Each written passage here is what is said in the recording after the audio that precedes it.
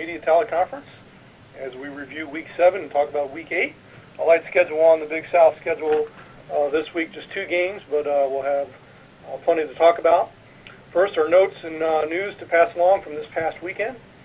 First, our weekly award, the Choice Hotels Offensive Player of the Week.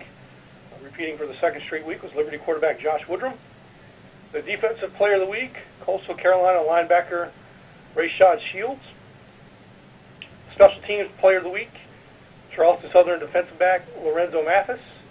And the Crons Brand Freshman of the Week, also from Charleston Southern, defensive back Davion Anderson. So congratulations to those guys, and look forward to their progress as the year continues. Notes to pass along for everybody before we begin with our coaches. Liberty collected the Big South's 4th ever win over an FBS program this past Saturday with its 55-48 overtime win at Appalachian State. Big South's ESPN3 Game of the Week continues Saturday with Presbyterian at Charleston Southern. Mike Hogwood and Nate Warros on the call for that one. Big South is now 20-5 against FCS competition this year, extending the league's record for most out-of-conference wins against FCS teams. All 6 Big South members are at or above 500 after 7 weeks of the season for the first time in league history. Coastal Carolina entered its bye week as the lone 7-0 program in all of college football. Monmouth's Levon Chaney became the first non-quarterback in league history with 2 touchdown passes, running back with the 2 scores through the air. Coastal Carolina has tied the Big South record for longest road win streak with 5. Liberty's Josh Woodrum became the Big South's all-time career leader for 300-yard passing games. He's now at 7. Monmouth quarterback Brandon Hill's streak of 6 straight games with multi-touchdown passes has tied the Big South record. Liberty's Jacob Hagan has entered the Big South's career top 10 and for both interceptions and passes defended. And Gardner-Webb's Kenny Cook enters this week needing 66 receiving yards to become the 10th Big South player with 2,000 in a career. So with that, we'll turn it over to our coaches, and our first coach to speak, as usual, is the head coach of Gardner-Webb, Carroll McCray. Good morning, Coach. Good morning, Mark. How you guys doing? We're doing fine. We'll go ahead and talk about what you all did during the open week, and then we'll begin the question session, and we'll talk about VMI. Okay. Well, we enjoyed, not having to have game preparation for the week. I think it was good for our football team as well as our coaches. Gave us a chance to work hard at recruiting and get some things done that we certainly needed to get done off the field. Went back and worked really hard with our players, trying to get caught up on some academics and hitting the training room hard to see if we could get some players back for the second half of the season, and worked on fundamentals against each other quite a bit last week, which I enjoyed seeing some younger players step forward and get some good quality work done, work good on good as much as we could, and tried to improve our football team, which I think we took some steps that corrected some things. I hope we'll see that as we go into another non-conference game this week. But overall, good week. We did get some guys moving forward health-wise. I don't know that we'll see that many of them come back, but we did have some guys take some steps forward in getting healthy that we may get returned for some portion of the season.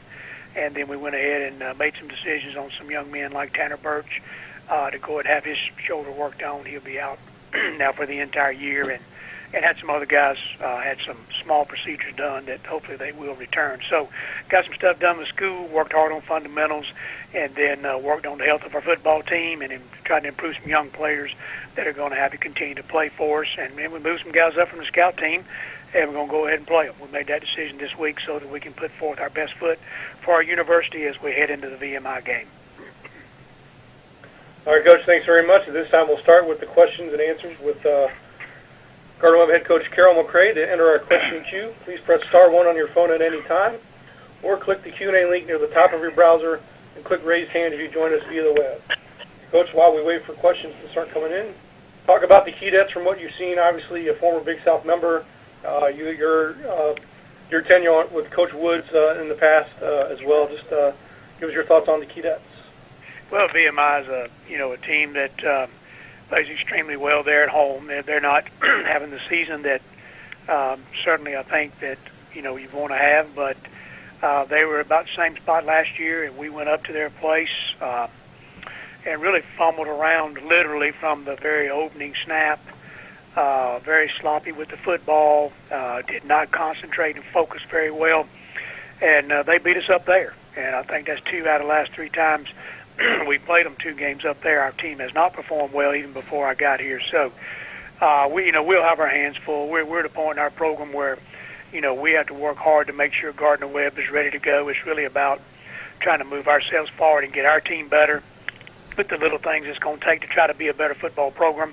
And we got to show a lot of improvement this week to have an opportunity to beat VMI up there. Of course, we know Coach Woods very, very well.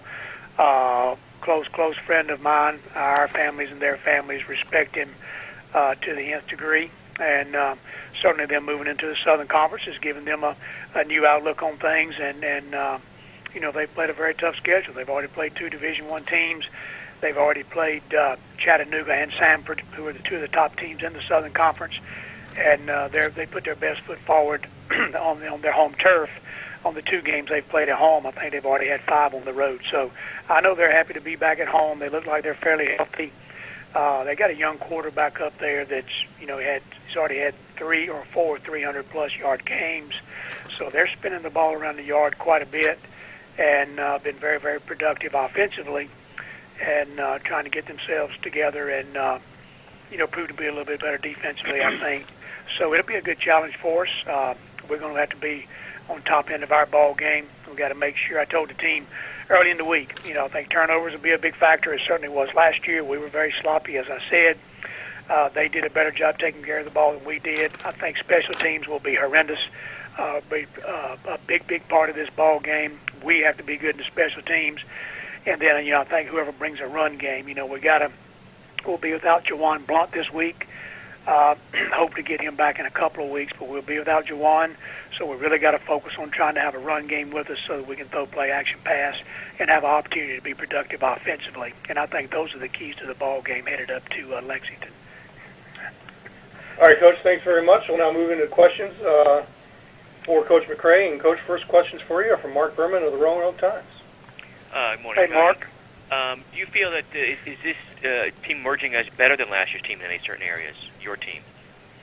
Well, I think our youth is coming around. We do have some young guys that are moving forward a lot more rapid than maybe they even wanted to. I think we're deficient in some areas which we really need to grow. I think we show our immaturity a lot during the ball game, which has got me concerned. We're a lot better on the practice field. I was just talking to some people. Our practices have been better.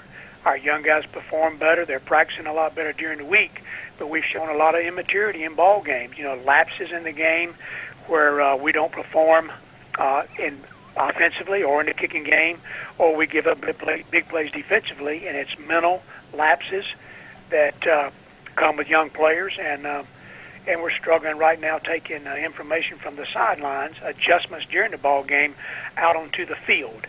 So I don't necessarily think we're a better team. I think we're growing pretty rapidly. I think we've got some good, team speed. We've got some young guys that can really run and make some plays, but we're still struggling with immaturity, and I hope we gain some ground over open date that will prove to be a little more mature football team this week, but we're definitely, as I said before, we're a work in progress. We're certainly not where we need to be. So what do you feel you can hang your hat on and it's kind of been there for you consistently week in and week out? Well, I think right now that we've improved in our special teams, and if we continue to improve there, it really helps you throughout the course of the season, especially when you play away ball games. You better win the kicking game if you want to have a chance to win. The other thing is, when we can establish a form of a run game so that we can throw play action pass, we're a much better football team offensively. And I think that's proven on the video and each week that we perform well offensively. Defensively, we got pretty good team speed. At the point of attack, we need to be better, and we've given up the deep ball on the back end way too much in the secondary. So, we got some points. We were hard-headed on trying to stop the run each and every week defensively, but it's caused us some issues with letting the deep ball get over our head. So every time I really talk to you really about a plus, Mark, I see something that really needs to be worked on, and that's what we're trying to do, improve those weak points. Thank you. Thank you. Thank you, Mark. And Coach, I'll throw one last question out there. Talking about VMI earlier, just with their first season in the SoCon, new quarterback who I believe is doing pretty well. Just what some differences that you've seen on the tape so far than what we're accustomed to seeing of VMI in the past few years? I see a lot of similarities. I think they got really worked hard. Like I said, that quarterback is a really fine player, Al Cobb. He's done an outstanding job for them. They still got big old receivers and spread you all over the field, so they spread you out there. They've become a little more multiple defensively than I had remembered them last year. So it looks to me like they're being a little more multiple, trying to mix things up defensively to find the things that their defensive men do well. And so they make you prepare for quite a few different things. And they're playing a little bit more man coverage than they had done in the past. So a lot more challenging with their defense on your offense, and it'll be a good test for us this week with our receivers to be able to get off some coverage and try to make some plays with Lucas and our receiving core. And I think, again, they're selling out on the run to stop the run, and that's why they're playing some man coverage, trying to stop those run games that they're seeing in that league. And I'm certain they'll do that again this week against us. So some similarities, but a lot more mixture on defense than I remembered in the past year. All right, thank you. We do have another question for you, Coach. It's from Nick Pierce of the Liberty Flames Sports Network. Go ahead, Nick. Hey, just a real quick one. Did I hear you say that Birch and Blunt are out for a long term? Birch is out for the year. He will have his shoulder. We tried to bring him back, and he's not going to be able to come back. He'll have surgery this week. And Blunt is definitely out this week, and we hope he will return. We just don't have a date on it right now. It could be in a week, 2 weeks. It just depends on how his rehab goes. But yes, was Blunt's injury? That's the way I'd put it, sir. Blunt's injury? It's his knee. Having trouble with one of his knees. Got it. Thank you. Yes, sir. All right, thank you, Nick. And Coach, that's all the questions that we have for you, so we'll let you go. But thanks for joining us, and good luck Saturday at VMI. Thanks. I appreciate that. Good luck to all the teams that are playing, and I hope the others, get healed up and have a good week off. All right, thanks, Coach. Gardner-Webb at VMI, Saturday afternoon, 1:30 p.m. In Lexington.